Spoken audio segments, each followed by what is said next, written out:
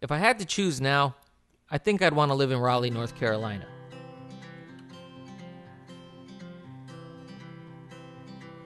Raleigh is the North Carolina state capital. It's the second largest city in the state next to Charlotte, and it's consistently ranked by Forbes as one of the fastest growing cities in the country. It's located on the southern East Coast, which is where I think I want to be. The weather's a lot like here, but much more humid. Of course, you do have to deal with the occasional East Coast storm, but tornado. You've got the beach 2 hours to the east and the Smoky Mountains 4 hours to the west.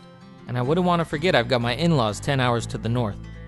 Now, before I get too far ahead of myself, I want to clarify.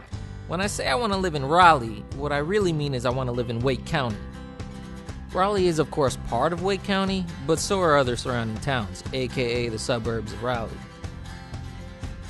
Let's take the town of Cary, for example, which would probably be my first choice. It's the largest town in the state of North Carolina, which is great because I'm not a fan of small towns. As of 2011, the median household income was $110,000, with the house costing roughly 3 times that amount. The crime rate is way below the national and state average, and Cary was once ranked the 3rd safest municipality with a population of 100 to 500,000. Cary is also home to Epic Games, a potential dream job in the creators of that one game I was addicted to. Now, with all that being said, these all play relatively small parts in determining where I want to live.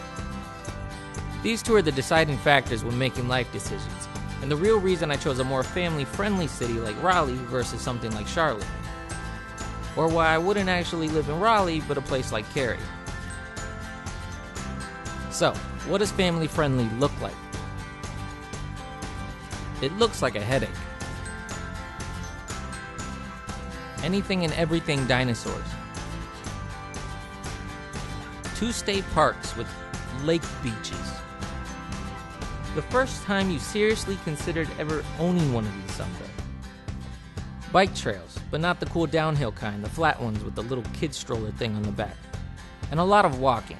I don't know what it is about having kids, but you become an avid walker, like a legit trail aficionado.